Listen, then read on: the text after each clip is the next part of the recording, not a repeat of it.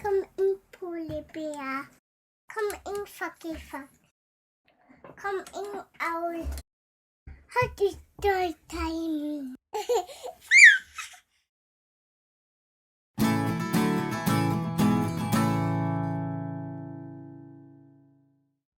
Come around now, all of you little cubs, and listen to the story of Old Big Bear, or as I like to think of it, how the grizzly cubs tricked their parents. Now, you cubs probably think that I was always the fearsome grizzly that you see before you today. But, believe it or not, I was once a little cub too. And while now I can come and go as I like without anyone telling me what to do or when to do it, back then myself and all of my little bear pals, would have to listen to what the elder bear said.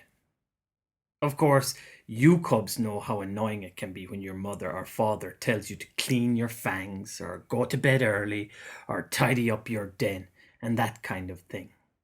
Well, let me tell you about the time me and my grizzly pals tricked our parents into not being too strict. When I was a cub, all of the older bears told us the stories of Old Big Bear. Old Big Bear lived a very long time ago, and our parents told us that he would call to the forest on every full moon to visit the dens of bold grizzly cubs. If he came to your den, he would ask if you had been a good little cub and done what your parents said since the last full moon. And if you had not, he would stand up on his back legs, growl, and show his huge, scary fangs.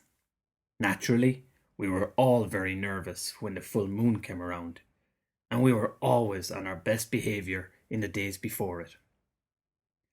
Our parents also knew that we were very nervous, so they would be strict, knowing that we would not misbehave. My mother would say things like, "If you eat too much honey, Old Big Bear will come for you," and "No milk before bed, Huggy, or Old Big Bear will snap you up with his big teeth." Now, as you cubs know, milk and honey are a grizzly's favorite treat, so I always hated Old Big Bear.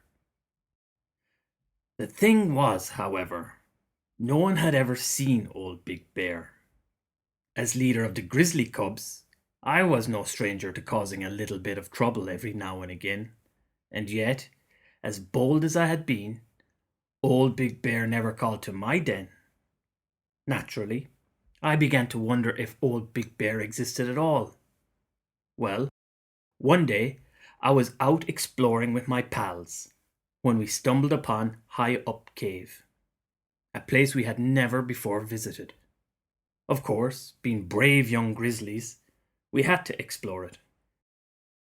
The cave was not terribly big, about double the size of a grizzly den, but inside it was very, very dark. We began to play happily inside, chasing one another in the dark and making fine echoes as we growled and shouted towards the cave's tall ceiling.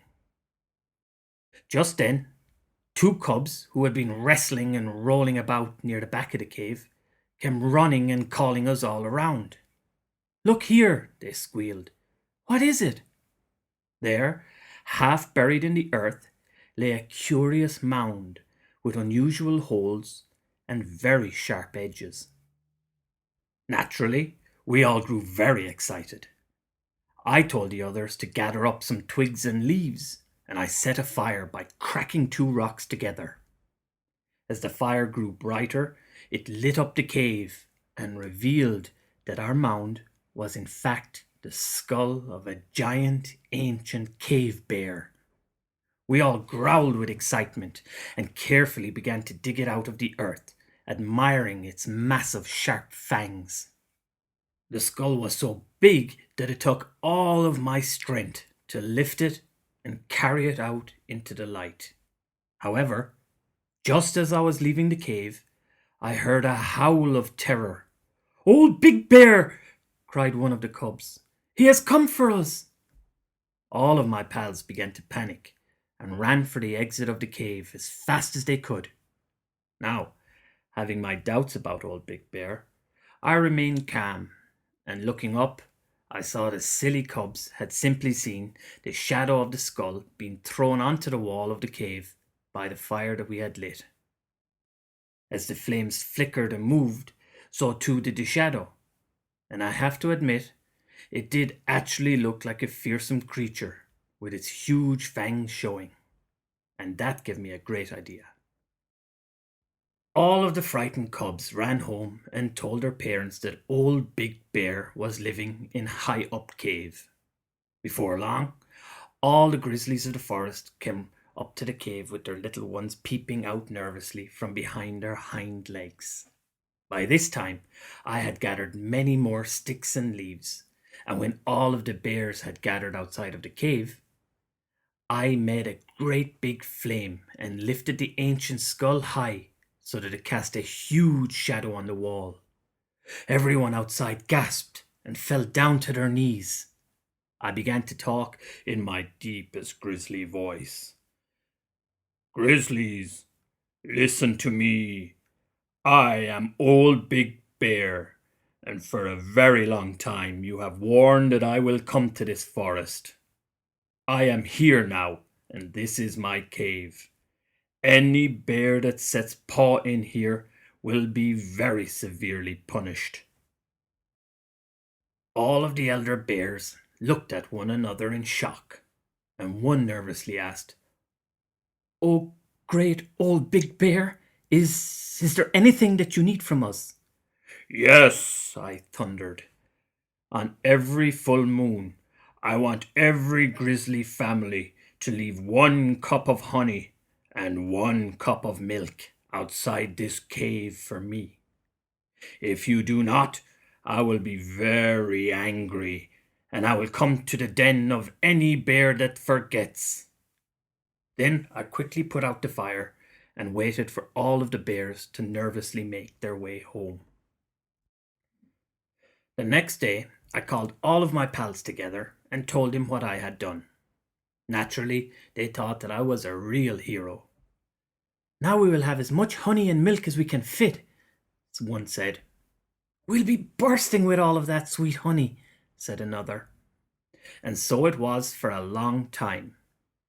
Every full moon, I would sneak into the cave and tell the elder bears to leave their gifts, and for days after, we cubs ate like royals. And you know what?